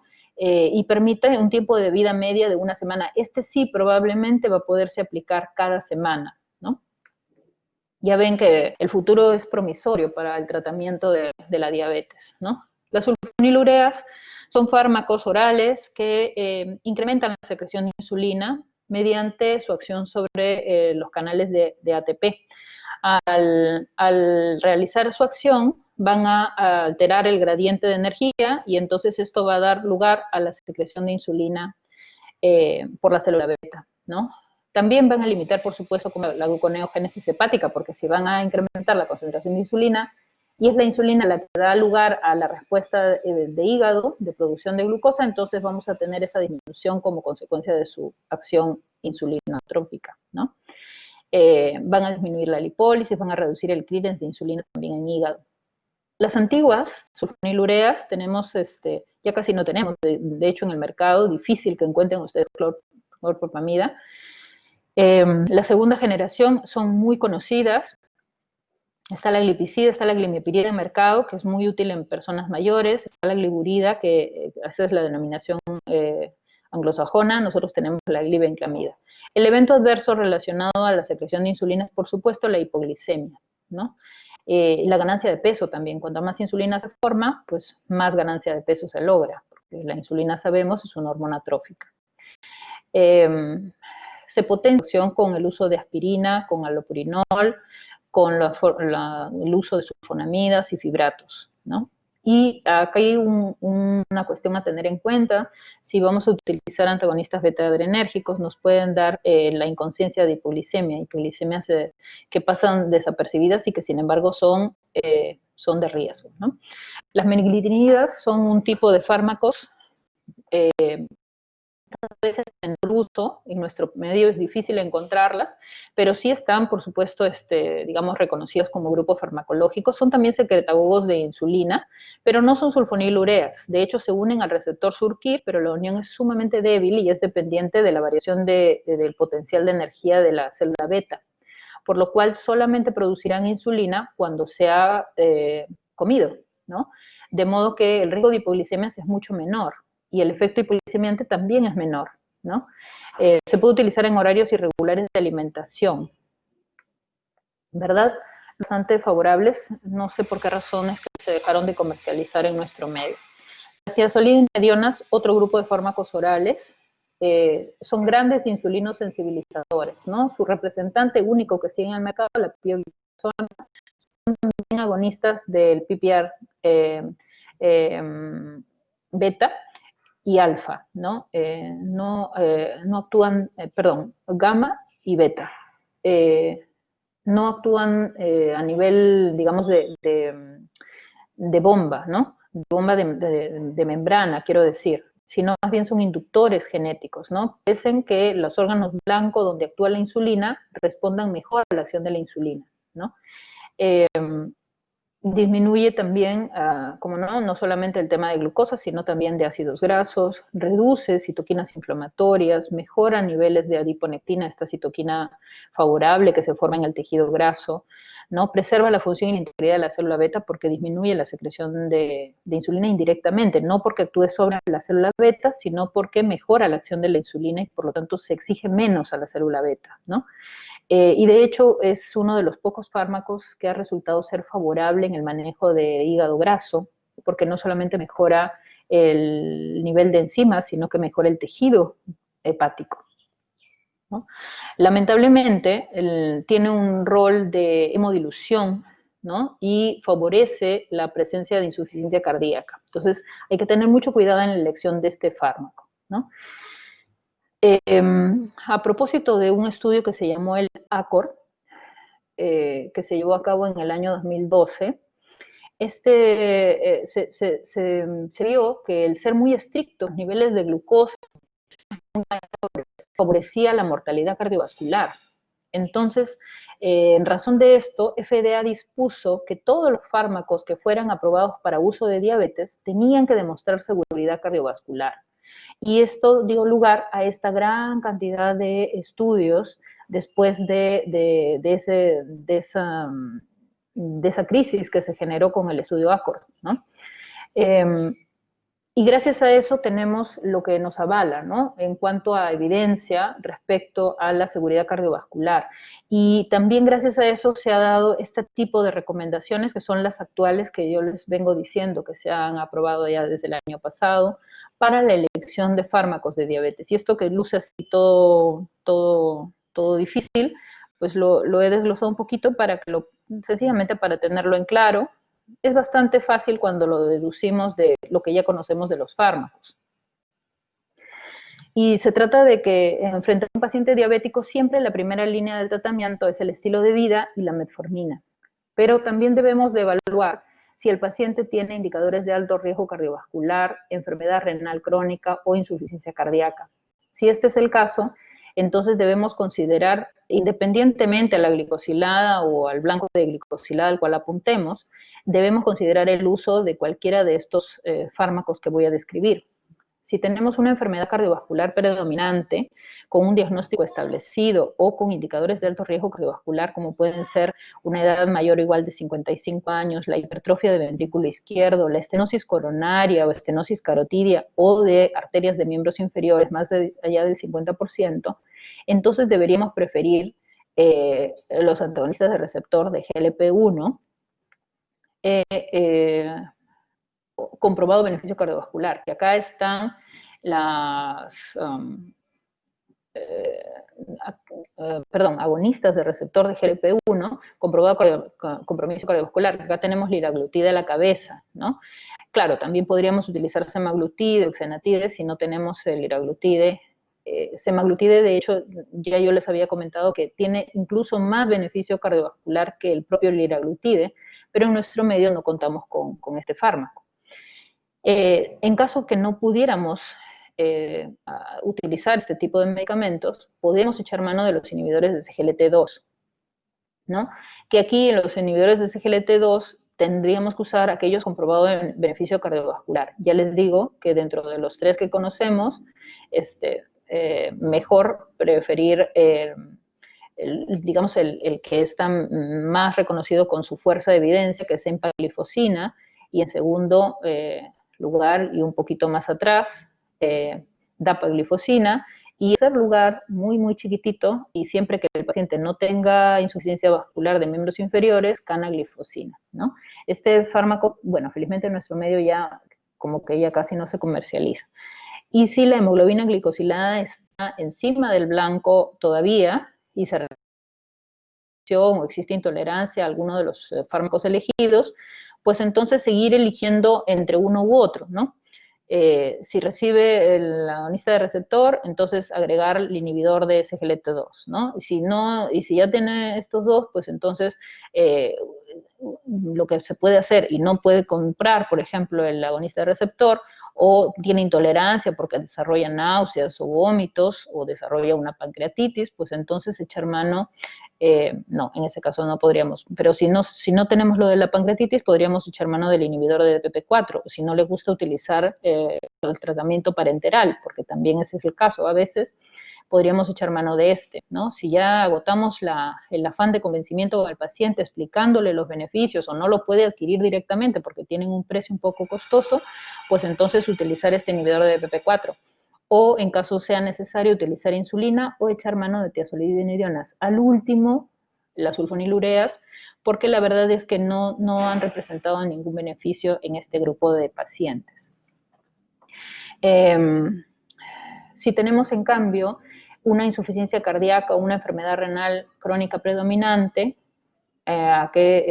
quienes reconocemos esto, cuando tenemos una insuficiencia cardíaca con una fracción de eyección reducida, o sea, una fracción de eyección menor de 45%, pero aún así tengamos una fracción de eyección conservada, podríamos ingresar a este tipo de elección, ¿no? La enfermedad renal crónica, específicamente cuando estamos en una fracción de filtrado glomerular entre 30 a 60 o una albuminuria mayor de 300 miligramos por gramo, ¿no? En ese caso, hay que preferir principalmente los inhibidores de SGLT2 que tengan evidencia de reducir ICC o progresión de enfermedad renal crónica con eventos cardiovasculares, si la tasa de filtrado glomerular es adecuado, o si hay intolerancia al inhibidor o contraindicación para el uso porque el filtrado glomerular sea menos que el adecuado, pues entonces echar mano del agonista de receptor con beneficio cardiovascular. Y si la hemoglobina glicosilada todavía está encima del blanco, pues entonces de los demás fármacos echaremos mano. ¿Qué pasa si no tenemos marcadores de alto riesgo cardiovascular? O no tenemos enfermedad renal crónica, ni tampoco tenemos insuficiencia cardíaca, pues entonces sí nos fijamos directamente y solamente en la glicosilada, ¿no? Obviamente el blanco de glicosilada será más estricto cuanto más joven es el paciente y menos estricto a mayor edad. En estos casos, por supuesto, tendremos en cuenta que habrá que minimizar al máximo el riesgo de hipoglicemia. Y entonces nos quedan las familias de fármacos que no producen hipoglicemia. Los inhibidores de DPP4, el agonista de receptor de GLP-1, los inhibidores de SGLT2 o las tiazolidinedionas, ¿no? Entonces, si en este caso tenemos una hemoglobina glicosilada alta, pues echamos manos de cualquiera de los otros grupos. Obviamente, el agonista de receptor y los inhibidores de DPP4, ambos son incretinas, y por eso es que se entiende que no deberíamos utilizarlos juntos, ¿no? Si el inhibidor de SGLT2 ya lo estamos usando, pero tenemos una glicosilada que todavía es alta, pues entonces echaremos mano de cualquiera de los otros 3 grupos de fármacos, y lo mismo con las tiazolidinedionas. Si a pesar de eso continuamos con una glicosilada encima del blanco, entonces seguiremos adicionando fármacos. En realidad podemos utilizar, siempre que no caigamos en fármacos que trabajan de la misma manera o sobre el mismo evento etipatogénico, podemos seguir aumentando fármacos, ¿no? Considerar la sulfonilureas o la insulina, sí, pero en caso de que ya hemos agotado todas las otras alternativas de combinación, ¿no? Y elegir aquellas que tengan menor riesgo de hipoglicemia, ¿no? Consideraremos la insulina basal, sí, pero siempre que tengamos menor riesgo de hipoglicemia. Las que son de uso prolongado, por supuesto, tendrán menor riesgo de hipoglicemia, ¿no? Ojo que no quiere decir que no podamos utilizar una insulina de acción prolongada con insulinas prandiales, pero la verdad es que cada vez que usamos prandiales debemos de tener en cuenta qué paciente es el que estamos tratando, para que minimicemos al máximo el riesgo de hipoglicemia en ese paciente, ¿no? ¿Y qué pasa si estamos ya en metformina, estilo de vida, y no tenemos indicadores de alto riesgo cardiovascular, no tenemos enfermedad renal crónica, no tenemos insuficiencia cardíaca, y consideramos también que la hemoglobina glicosilada tiene que ser individualizada, pero pretendemos ganar lo menos de peso que sea, y más bien promover la pérdida de peso, pacientes obesos, ¿no? Sean que tengamos uno o los dos, digamos, miras de tratamiento. Entonces nos vamos con la agonista de receptor de GLP-1 o nos vamos con los inhibidores de SGLT2, porque ambos han demostrado disminución de peso. Aquí, como habíamos mencionado, preferir liraglutide sobre exenatide. En este caso, cualquiera de los inhibidores nos va a dar muy buenos resultados en cuanto a la beneficio de peso. Si a pesar de eso la glicosilada está encima del blanco, pues echamos mano del grupo farmacológico alterno. Y si a pesar de eso tenemos una glicosilada que no es la apropiada, pues entonces ahí procurar utilizar el régimen con menor riesgo de ganancia de peso. Ya lo hemos visto, ¿no? En verdad, los inhibidores de DPP4, si el paciente no está en agonista de receptor de GLP-1, o de los otros grupos farmacológicos que hemos ya mencionado, ¿no? Tener en cuenta que tiazolidinedionas, sulfonilureas e insulina sí van a producir un aumento de peso. Entonces, si ya no tenemos chance, el paciente no tiene dinero para alguna de estas alternativas, bueno, ni modo, ¿no? No tolera metformina, no puede comprar inhibidores, en fin, pues entonces ni modo, nos queda utilizarlos, que ya sabemos que nos van a aumentar de peso, pero en la menor dosis tolerada, ¿no? Aquí hay que favorecer, insistir, incidir muchísimo sobre estilo de vida. Y si la meta es abaratar los costos, pues entonces nos quedan fármacos como las sulfonilureas y las tiazolidinedionas después de la metformina, que también es muy cómoda en su costo económico. Y si aún así la hemoglobina glicosilada está encima del blanco, pues entonces combinamos otra vez fármacos, ¿no? Y si está aún así encima del blanco, pues entonces nada, que nos iremos con insulina, que en verdad sí hay insulinas de muy bajo costo, no son las análogas, en realidad son las recombinantes humanas antiguas. Y claro, si hay todavía inhibidores de DPP4 o inhibidores de SGLT2 que estén en alguna medida accesibles al bolsillo del paciente, pues habrá que elegirlos. Y en líneas generales, esto es todo lo que teníamos por mencionar. Vean ustedes que cuando hablamos de tratamiento, en verdad hay diferentes grupos poblacionales que se beneficiarán con diferentes fármacos. Aquellos con sobrepeso, pues utilizaremos los no insulinos secretagogos. Las gestantes utilizarán la medicación insulínica como primera elección. Pacientes con daño renal o daño cardíaco, ya hemos visto agonistas de receptor de GLP-1, inhibidores de SGLT2, intercambiables, pero de preferencia los que he mencionado. Aquellos que ya no responden a las múltiples combinaciones, utilizaremos insulina, y en los ancianos seremos cautos con el riesgo de hipoglicemia, ¿no?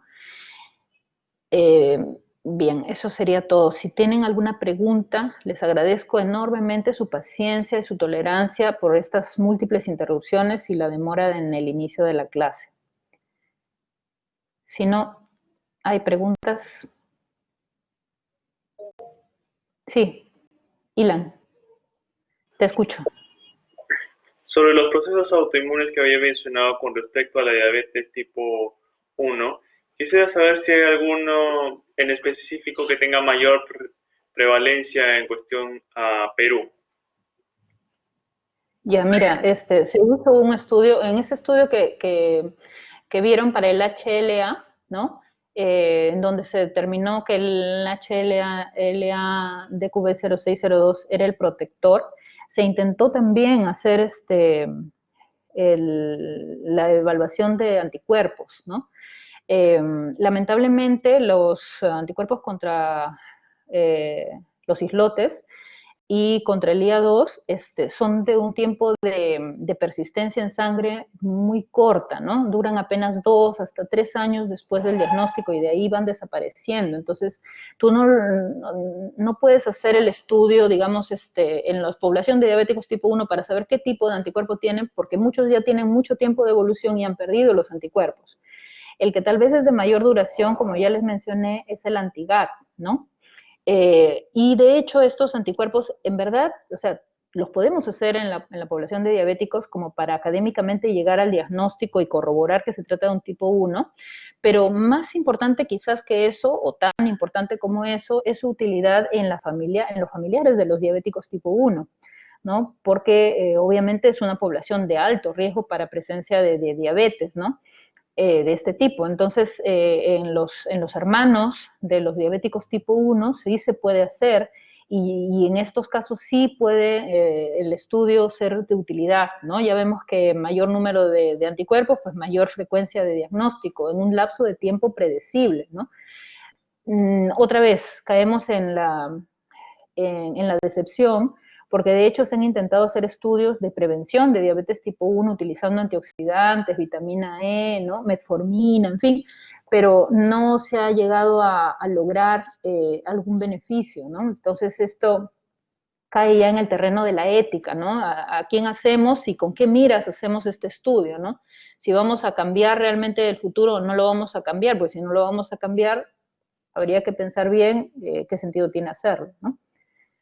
Lamentablemente no te puedo responder exactamente tu pregunta. ¿Alguna otra pregunta?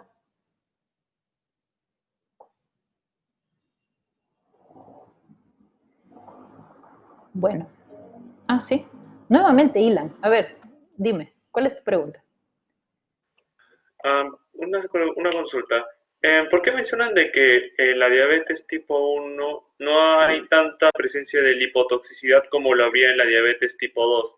Si en la diabetes tipo 1 existe una baja cantidad de insulina, más que en la diabetes tipo 2. Sí, es cierto. Ocurre, claro, la ausencia de insulina es la que va a generarte los fenómenos de gluconeogénesis, ¿no? Incrementada, ¿no? Y finalmente vamos a echar mano de nuestras reservas de glucosa para producir cetoácidos, ¿no? Ten presente que la lipotoxicidad se debe al depósito de ácidos grasos libres dentro de la célula beta, ¿no? Es una suerte como de hígado graso, pero en este caso de páncreas graso, ¿no? Ni siquiera es así macroscópico como es en el hígado, sino más bien intracelular, ¿no? Para que haya esta lipotoxicidad se requiere, en principio, que haya mayores depósitos de grasa, ¿no? Y por el mismo fenómeno en el cual no hay insulina y se echa mano de los cetoácidos, es que no hay en realidad depósitos de grasa exagerados. De hecho, los tipo 1 no suelen tener, al diagnóstico, no suelen tener hígado graso porque no tienen depósitos de grasa, porque los han usado, ¿no? La glucotoxicidad sí es manifiesta en los tipo 1 también. especialmente cuando ya están en tratamiento y descontinúan el tratamiento, pero no es tanto así el fenómeno de lipotoxicidad, ¿no? Sí, Carlos. Doctora, ¿qué tal? Buenas tardes. Disculpa, un momentito, perdón. Ilan, esto es lo que te puedo decir al respecto, ¿ya? No tengo más datos específicos que mencionarte, pero el fenómeno fisiopatogénico, digamos que nos justifica lo que sabemos, ¿no? Al respecto de la lipotoxicidad. Sí, Carlos, dime. Sí, doctora, buenas tardes. Estaba leyendo un poco sobre lo que era la reversión de la diabetes. No sé si aquí en Perú se aplicará mucho eso. Es como... Bueno, hay reversión de diabetes por cirugías bariátricas, ¿a eso te refieres? No, estaba leyendo más que nada con esto de la medicina y los estilos de vida y bueno, este aspecto, ¿no? Entonces no sé si acá en Perú se aplicará eso, no estaría dentro del tratamiento terapéutico. Mira, o sea, de momento lo que manejamos, ¿no? Los conceptos que manejamos es que el diagnóstico de diabetes es irreversible. Una vez establecido bajo los criterios correctos, el diagnóstico es irreversible. Pero esto es como que se toma como un dogma, en realidad obviamente va cambiando, ¿no? Y como te digo, o sea, de hecho está demostrado que la cirugía bariátrica puede llegar a revertir el diagnóstico, ¿no? O sea, bajo todos los criterios de diagnóstico puede llegarse a revertir. ¿Por qué revierte una cirugía bariátrica el diagnóstico de diabetes? Porque se disminuye una de las más claras asociaciones entre el sobrepeso y la diabetes, ¿no? Asimismo, el estilo de vida puede, digamos, actuar favorablemente en ese sentido, ¿no? Ahora, el hecho de que tú puedas decir, mira, con cambio de estilo de vida puedes llegar a revertir, en verdad estarías emitiendo un falso de momento, ¿no? Todavía no hay la suficiente, digamos, fuerza de evidencia como para decir eso. Lo que no ocurre cuando tú trabajas sobre prediabetes, ¿no? En prediabetes tú sabes que irremediablemente el paciente va a llegar a desencadenar diabetes si tú no cambias el estilo de vida, y ese estilo de vida inadecuado, una vez que diagnosticaste intolerancia a la glucosa o prediabetes, no cambia el estilo de vida durante aproximadamente 12 años, tú sabes que ese paciente va a llegar a diabetes en ese lapso de tiempo, ¿no?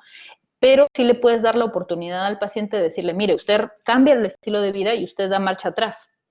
Y puede llegar, si es lo suficientemente constante, ¿no? Persistente en su estilo de vida, puede llegar a foja cero, ¿no? Eso sí es correcto decirlo. Y es verdad, no está faltando la verdad. Pero lo otro, en que la diabetes pueda ser revertida solo con estilo de vida, de momento estarías en un error. No es lo apropiado decirlo.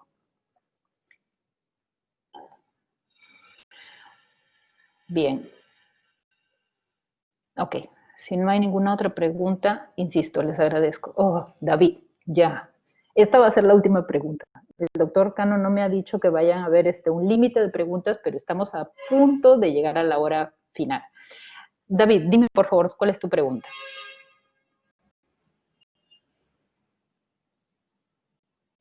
David, ¿alguna pregunta?